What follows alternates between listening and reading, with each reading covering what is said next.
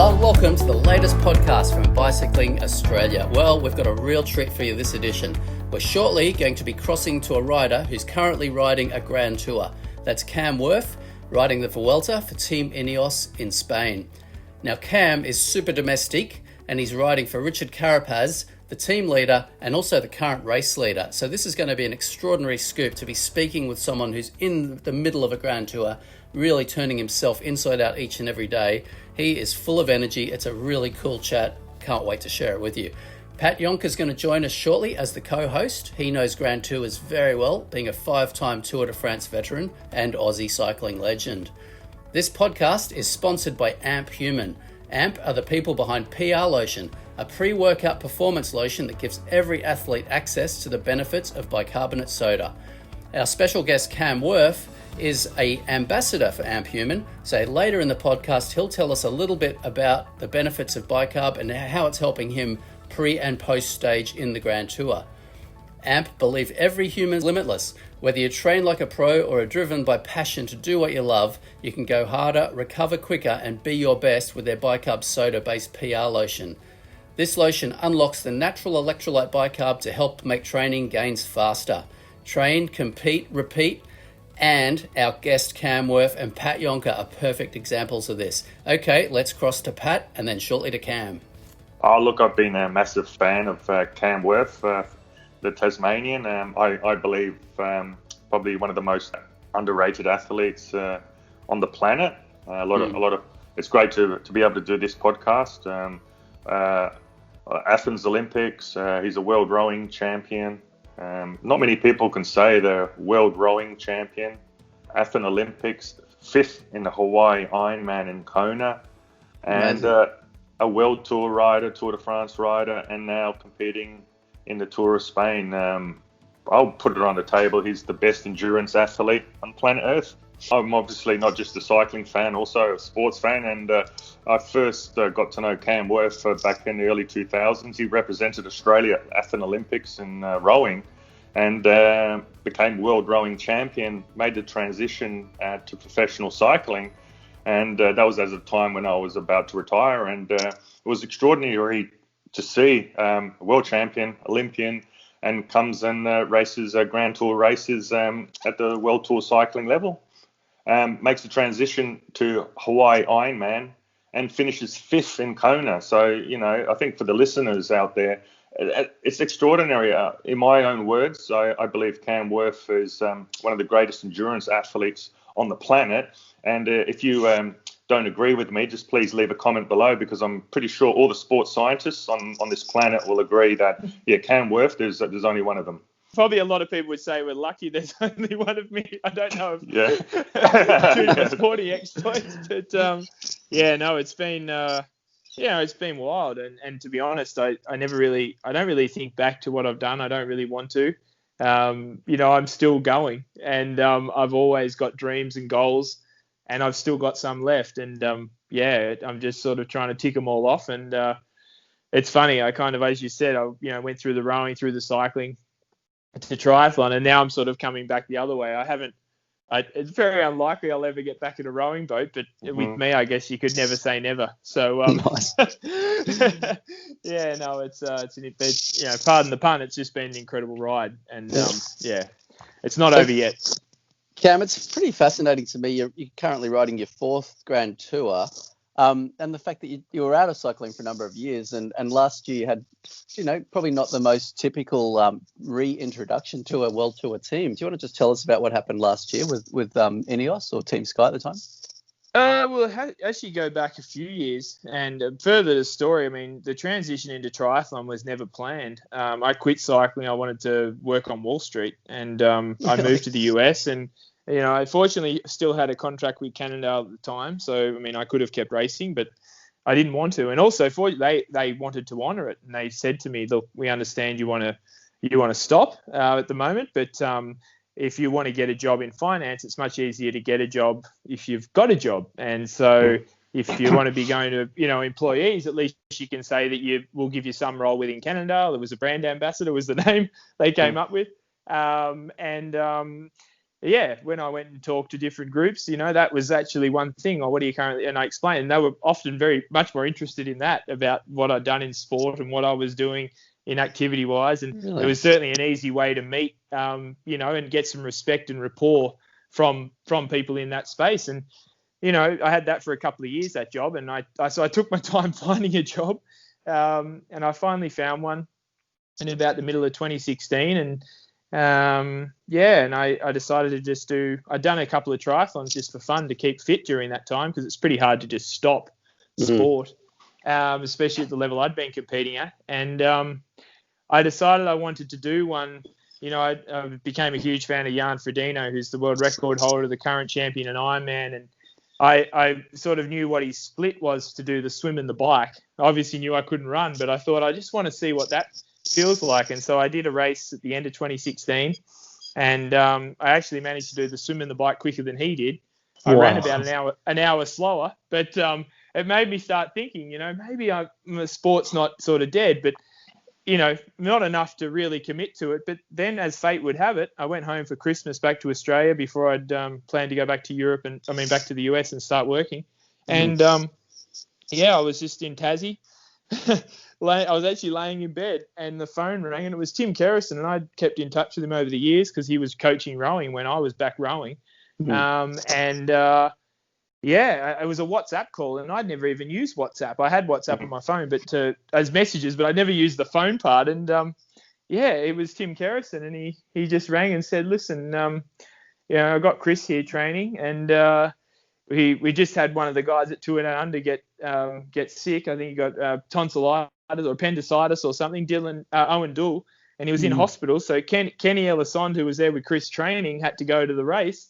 And Tim didn't want him training alone. And he'd bumped into Richie, who'd sort of said I was home. And Kero just thought, I'll just give you a call. And and that was that. I thought, wow, what an opportunity to get to go and train with Chris Froome. This will definitely be the last thing I do in sport. If I survive, it'll kill me. And anyway, I ended up training pretty well. And at the end of that camp, Tim suggested that I probably should reconsider quitting sport, and told him about what I'd had, the experience that I had in Ironman. And Tim was the one that said, well, I think you could be pretty good at that. And if you want to do it as a team, we're prepared to support you to do that. So the team's been supporting me since 2017. And, and over the years, I've spent more and more time with the guys and different guys, obviously Chris originally, and 2018, G and I spent a lot of time together. We did a big camp in LA in January, and then again throughout the year leading up to the tour in Tenerife, and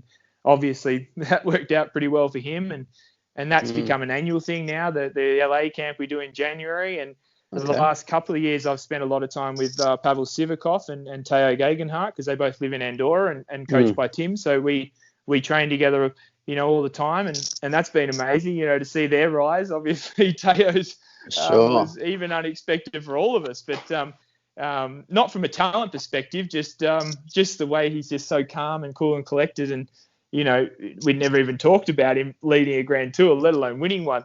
And and so that's been just fascinating, and it sort of just evolved over the last couple of years to the point where Dave sat down with me at the end of last year when I was at the camp in Mallorca, and just sort of said that if we ever have a spot on the team, would you be interested in racing again? And I said, well, yeah, I guess so. I don't know. I'd never really thought about it. It's been 6 years since I raced. But I get on really well with the guys and all of that, and the staff. It'd be nice to be able to train with them and then go and race as well. And then sure enough, come January, Vasil Kirienka decided to stop racing and retire, and a spot came up, and they immediately called me and said, will you do it? And I said, why not? And a few days later I was on the plane to Australia. I was actually in LA at the time, training with G, and I was on the start line at Cadell's race, a race that didn't even exist when I used to race. It was, I know, sorry, that was probably a bit of a long tale, but that's sort of how it went. Fascinating stuff. There's a movie script in there. I can just see it in a few years. It really is something I want to see on the big screen, actually. Well, it's funny, all the time I spent in LA, and even my own father was a bit, adios, if you're pissing your life away, you're not going to do anything constructive there. You live in La La Land, blah, blah, blah. And I said, Dad, look, I really, I love it here, and I really think I can do something good here, trust me. And even went as far as one point to tell Richie he thought he failed as a parent. With me tossing away my cycling career like I did, and didn't know what I was doing, and blah blah blah. And anyway, obviously now he's he's I wouldn't say that he's like you were right, son, or anything like that, but he's obviously pretty happy with how it's turned out, and has a little bit more respect when I've got an opinion now. And now I'm married to an American. We had a baby 6 months ago, so he's got a grandson. So yeah, so it's all been a pretty incredible journey the last few years, that's for sure. Wow. So rather than slotting back into the peloton, you're actually probably got one of the toughest. I reckon it's up there with the toughest roles in this Grand Tour. Basically, the super domestic for a race favourite. How? We all saw Rowan Dennis the other day. That performance of his up Stelvio was just like still trying to get over that. And basically, you're doing a very similar role to him, but in Spain. Just how is it? How does it feel waking up thinking I'm going to be in the absolute pain cave for like an hour at a time or more today? What goes through your mind? Yeah, I mean, obviously I never really had dreams of winning bike races. I always used to admire the workers. I admired the George Hincappies, the Bernie Eisels, the guys that, you could tell were just doing everything for their team, and the team success, and always dreamed of being a part of that sort of success. And I had, at Liquid Gas, we had a great team, and I spent, did a lot of stuff with Peter Sagan and Viviani, obviously Basso, but it never really did I have that big moment in a big race. And obviously when I came here, it was, and when the idea to become you realize how strong the depth is in the team. I mean, it's incredible. I mean, as I said, you just talked about Rowan, what he did. He literally turned a race on its head, on his own. I mean, Teo finished it off, but what Rowan did was just one of the most incredible things we've ever seen in a Grand Tour. And so, yeah, I never would have thought I would have even get a chance to ride a Grand Tour. But I was told earlier in the year that, the Vuelta was a real possibility. And I think also they'd like to see what I can do in one, because potentially I could be useful, in that sort of racing, because I tend to recover pretty well and back up. And so, a bit like back to Pat Jonker, I can't believe I'm in this situation. I mean, it's honestly how I pictured it happening. The first week, the plan was to just make sure we didn't miss anything, hit all the marks, make sure we're in the right place at the right time, any crosswinds, all the ways on the right side of splits, give Richard the chance to be there at the front. He didn't lose time. And then finally yesterday, we got a bit of an opportunity to put some pressure on them, and, did that, and bang, he's in red, and here we are starting the second week, and tomorrow I'm going to be on that start line, and I'm going to have to try and control stuff. So yeah, it's a bit of a blow away, considering 12 months ago I was in Kona. Doing something completely different. So, but I try not to think too much about the moment I'm in, because if I actually tried to think about it, I wouldn't believe myself. I mean, I just got to pinch myself. It's just so amazing. I just feel so fortunate, and I think it's just, I've worked really hard the last few years. Being around the guys and at the camps, and every day I really. The dedication in this team from everyone, from Dave B all the way through the entire organisation. I mean, everyone just does everything possible to do their job the best that they possibly can. And I've tried to apply that to what I do, in a different sport. And, and I feel like now it's really paying off, because every day you get up and you just know you got to go and do your job. No excuses. You just got to go and get it done. And I love that. I can't wait to wake up tomorrow and go and get stuck into them. Well, despite that, yeah. Pat, does this bringing it back for you, Pat? That rest day evening at a Grand Tour, and preparing for what's coming up. Yeah, I wonder, Cam, how are you feeling after so many years of high performance sport? First rest day, tomorrow, stage 7. Is it getting any easier after all these years? How are you feeling? How are your legs? Yeah, I had a call this morning, and someone asked me about what I learnt from the last time, and I wouldn't say my performance, as I said, I never really got that type of Grand Tour that I dreamed of. So I can't really remember too much of that apart from suffering. But I do remember the little things: packing your suitcase, resting, eating properly, doing all those little bits and pieces, not committing to anything, calling people or anything like that. Like just having minimum, obligations that you can possibly have. And here we are on the first rest day, and I feel great. We got up this morning and went for a little ride, and then I actually came back and put the shoes on and went and did 5K, and more just to see how my legs felt. And when you're really tired, it's pretty hard to get the legs going. But after a couple of K, my cadence was high. I was running a lot quicker than I wanted to, and I had to make myself come back to the hotel. So, I feel great. It's I certainly feel like I learnt a lot more about everything to do away from the bike from my previous experiences, which I think in a Grand Tour are just as important as what you do on the bike. Well, it obviously feeds onto what you do on the bike. If you get it wrong off the bike, you're not going to get it right on the bike, I don't think. Fascinating stuff. Hey, Cam, what are you thinking next year? Or are you taking it a day at a time at the moment, or would you like to race at this level next year? Yeah, I mean, at the moment, obviously, Kona is still the priority, and at the moment, there's no Ironmans happening scheduled. So, we talked about doing two at Down Under. We're not really sure about what's going to happen there. I would imagine I'll end up racing, sort of committing to the road for the first part of the year next year, and I would imagine by the time Hawaii comes around, which isn't until October, that I'll be focusing on the road and then get ready for Kona.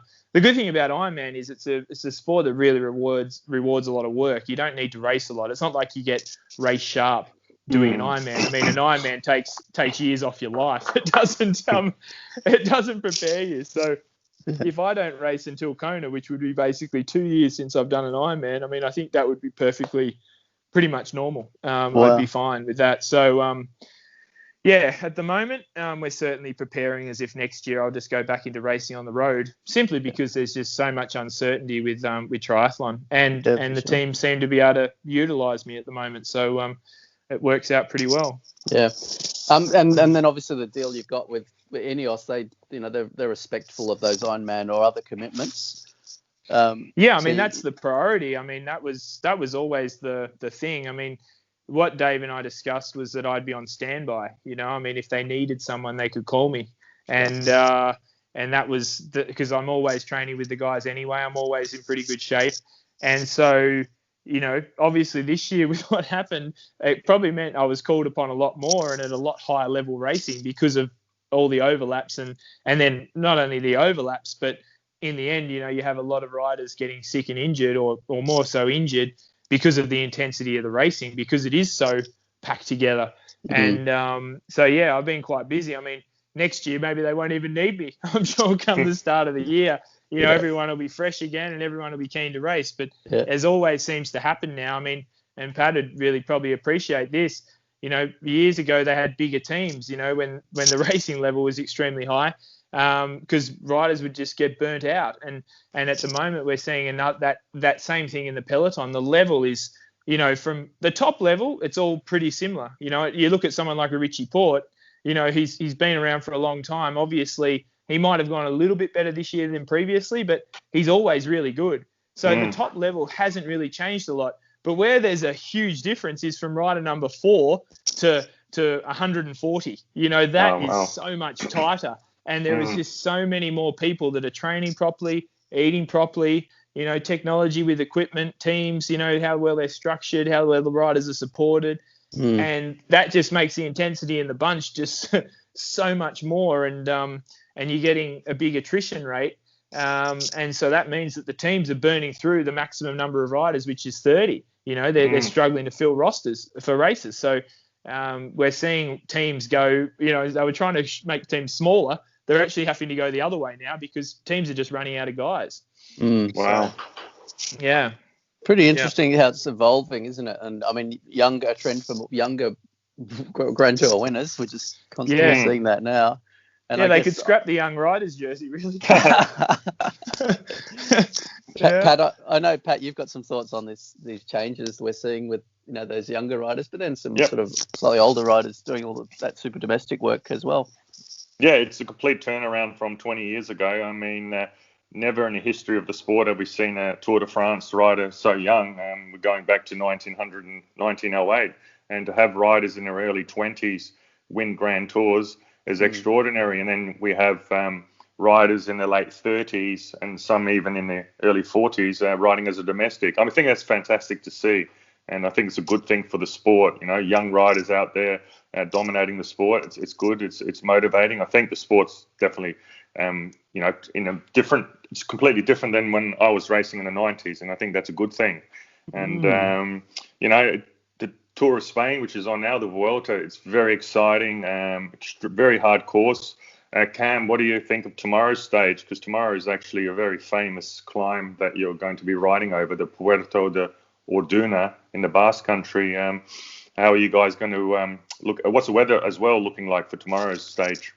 Yeah, we're really lucky with the weather so far. Really, I mean, we had that terrible day yesterday, but 1 day out of 6 at this time of the year in the Basque Country, you would have taken that. Oh. You would have taken that any day of the week.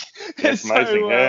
Yeah, any time of the year. So we were really fortunate. This week, today the weather was perfect. It's 15 degrees and sunny. Few clouds about, but then it's meant to be like that all week. It's actually meant to warm up a little bit. So, in theory, we should be pretty right. I actually have never raced the Basque Country, the Tour of the Basque Country. So I hadn't raced on these roads until this week. I was aware of this climb being quite a famous one. Yep. We're certainly ready and on our toes. I mean, as you say, this is such an exciting course. I mean, any day of this race stuff can happen. And I think that's what like the ASO is doing really well with the Tour de France this year. You saw obviously also thanks to Peter and Sam Bennett's battle, you saw action every day. I mean, even back 5 years ago, you could basically probably sleep through half the Tour de France and you didn't really feel like you missed too much. But now you don't want to miss a single stage, and the Vuelta is definitely that. And this week particularly, I mean, you got two, I guess, sort of days in the middle that are a bit flatter, but you could have wind and all sorts of other things there. Just some brutal climbs. But yeah, we're ready for a battle tomorrow. I mean, everyone's still pretty fresh. It's only been a 6-day first week, so that's certainly different. We've had a rest day today, and you've got that real hard climb early on in the race, and that could be decisive. So you need to be on your toes to make sure the right breakaway gets away, or keep it in check. Obviously, if it hasn't gone by the time we get to that climb, which is very possible. The other day we took 100 kilometres before the breakaway went. If we get to that climb before the break's gone, you're going to really have to grit our teeth, and it could really explode. So just really can't wait to just get into it and see what happens. It's going to be a tough one, that's for sure. Yeah, fascinating insight. Cam, I just want to quickly ask you about AMP Human. They've actually made this podcast possible because they support Bicycling Australia, and I believe you are an ambassador of AMP Human as well. Yeah. So can you just tell us just this how important that is for recovery, or how AMP Human's been helping, what it is, and just how it's helping recovery with you over there?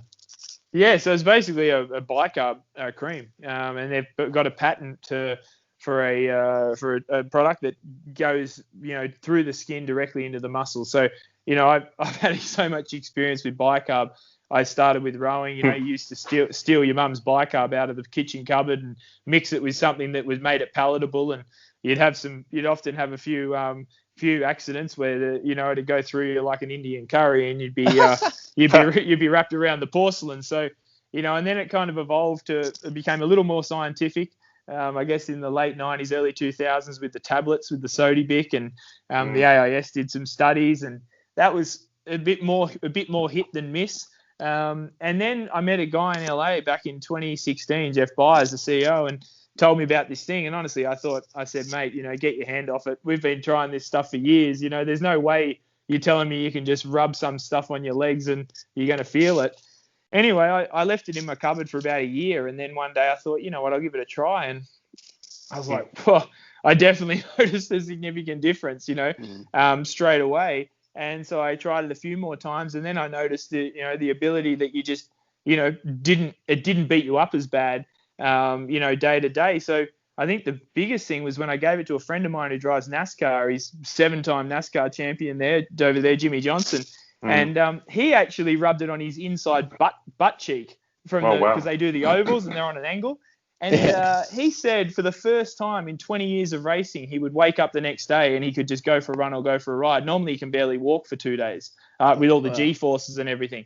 Yeah. So at that point, when he told me that, in Ironmans, the biggest thing this might sound stupid, but one of the things that really annoys me is how sore my neck is after an Ironman and how sunburn I get. And so from in the TT position, so I actually rubbed it into my neck, and I was finding the next day it wasn't sore. So there's a high performance element to it that obviously it helps buffer lactate, which is exactly what we've always taken the tablets for. It has the same effect. But then also there's just that monotonous, dull, ache you get in your muscle from just sitting on something or being in a set position for a certain number of time that keeps the pH level in your muscle. So, it lowers the level of fatigue. And then the best part of all, of course, is when you take the powder or you take the tablets, it sits in your stomach, it draws a lot of water, you tend to get quite bloated, you hold water and you feel terrible the next day. With this, your body just excretes what it doesn't use, and there's no water retention or anything like that at all. You just wake up the next day ready to go. So I heard about then, the benefits of it with recovery. Yeah. And I was kind of, I couldn't really come to terms with the fact that after training, I'd put this stuff on to help me with recovery. But then I have massage a few times a week the last couple of years. And so I started asking my masseur to use it. And I just noticed that doing it that way, I'd just wake up the next morning with fresh legs. And I work with Nike for my running, and it's the same group that works with Kipchoge. And they asked me about, anything I've been doing with it specifically to help with training. And I told them about the massage thing. And they said that Elliot does that every single massage now, particularly leading up to last year's, Breaking 2 attempt, the Ineos 2-hour thing. And he swears by it. I mean, he lathers himself in it every day. So, wow. It's probably one of the better kept secrets in sport at the moment. I think you'll find most top athletes do use it, but not a lot of people like talking about it. Yeah. I remember giving some to Simon Clark and him asking for some more. And I said, mate, you should just get your team together. He said, oh, no, I don't want them to know I'm using it. So I was like, gosh, you're a good teammate then. Far out. I've told all my teammates. So, but anyway, I think that's one of the big things about it. People find it and they don't want anyone to know. But, it's certainly widely used. In the English Premier League, it's all through all the clubs. The NFL, of course, massive in there. The US government, the military. Geelong are big users of it. I know that. The football club, the Mighty Cats. That was my call with Jeff. He asked me about some football teams, and I said, well, go to Geelong first because I go for them. And it's amazing stuff. I call it the poor form prevention cream. It just means that you can operate at your best more consistently. So nice. That's my selling point for it. Yeah. So okay, Cam, it's 9:30 p.m. In Spain time. We don't want to hold you too long. Just now, what sort of I guess, do you go to bed pretty early over there and prepare for the next day? What's the agenda for the next 8 hours or so? Yeah, no, I mean, we don't race until 1 o'clock. So really you don't want to wake up till 9. So I try not to go to bed much before midnight because otherwise I'm not going to sleep 10 hours. I mean, 8 to 9 is about my maximum and what I feel best with. So, I just, at the moment I just probably watch a bit of news and see what's going on out in the real world, because we're literally in a bubble here. We get up, we go to a hotel, we get up in the morning, we go to our food truck, we have breakfast, we go to the race. We have a shower on the bus, we come back, we have a massage in the hotel, go back to the food truck, have dinner, go to bed, and that's it. You certainly don't go down the road to the local pub and have a catch up with the locals and talk about today's stage or anything like that. So, it's good for me personally. I love watching the news and just seeing what's going on in the finance world. Got CNBC on at the moment. The Dow's crashing a bit because of all the outbreak over in over in the US and obviously all around the world, but well, apart from Australia, of course. But yeah, so I just really try and do what I do at home. I just keep the routine as much similar as possible because you get up every day and train, and really you got to sort of treat this. It's no different. You just got to get up and do your job. Yeah. Well, look, Pat Jonker, so I'm honoured to have you here as well. You started the podcast. Love to give it over to you to finish up for your final question with Cam. Well, just one quick question. I think the listeners, maybe a minute, talk about the food truck because we never had a food truck in our day. We had the chip van in front of the hotel in Belgium. But what's the food truck? Because a lot of listeners probably wouldn't know much about that. Yeah, so it's basically a mobile kitchen / dining room, and you've got a full commercial kitchen. I mean, it's a big truck. I mean, it's like a semi-trailer, like a big giant motorhome, I guess. And, it pops out the size. They press a button and it expands and all of that. And, they've got full kitchen enough, big enough for 2 chefs to work full gas all day to feed all the staff and all the riders. And then there's a dining room in there that the table would seat for 8 riders. It's really predominantly used for the Grand Tours. It doesn't go to all the races. We've got 2 of them though. So there was one at the Giro and one here, and an area for a buffet, big fancy coffee machine on there that the chefs obviously know how to use really well. And I mean, it's like a mobile restaurant. It's pretty amazing, and the food is incredible. I mean, our chefs are they're top notch, and they know how to fuel They knew how to fuel a winning World Tour team. So, tonight we had risotto and lamb chops. So that was pretty good, and some carrot cake for dessert. So, it's I love going to meals in the food truck. I love being in there in general. It's like a kid in a candy store. It's fantastic. So, we've got no excuses. We've certainly got everything laid on for us. Well, it's going to be a super tough last week of the Vuelta España, and wish you all the 2 best. weeks. With the last 2 weeks. Yeah, it is. Yeah, true. But I mean, there's about 6 stages that are really very difficult stages. Wish you all the best. Yeah, thank you. Hopefully, you can do another Rowan Dennis on one of those mountain stages. Well, I think it will be. I mean, obviously, it's a bit different to there where they came from behind, whereas in our case, we're certainly going to need to be really strong to hold off some of these guys, queued up behind Richard. I mean, it's still pretty tight, and some guys that have come off the Tour de France, so they've got, as you know, Pat, when you got the tour in your legs, you've got a couple of extra gears in the back sprocket. So, we definitely need to be prepared for that, and it's going to be a fight all the way to Madrid, that's for sure. Guys, so good talking to you today. It's just fascinating insight, Pat. Over to you. Yeah, look. Go Carapaz, watch out for Roglic, and hopefully the weather stays good. Like you mentioned before, in the Basque Country, it rains almost every day of the year, and that's what the Basque Country is famous for. And looking at the Vuelta profile, you're staying up north all the way to Madrid, until Madrid. So, hopefully the rains will stay away, and you guys can pull off the Giro of Vuelta. That's really going to make up for what happened at the Tour. So, Good luck, Cam, and we're waiting for your autobiography. And there's definitely a movie. Absolutely, there's a movie in there. What you've done is extraordinary, and like I said at the beginning of the podcast, is you're definitely one of the greatest endurance athletes on the planet.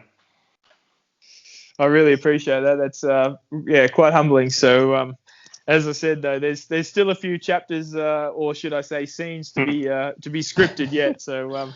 I'll just focus on them for now. But no, I love it. I love what I do, and I'm still motivated, and still improving. And while that's happening, I'll keep on going. But I appreciate all the support, from back home. Obviously, Richie and I are proud Tasmanians, obviously proud Australians as well. But it's great. We're just so lucky, and great that we can even be racing during this time. And not only that, I think it's great for people that we're racing, because people seem to really enjoy following it. So we're out there to entertain. So we'll do our best to keep putting on a show.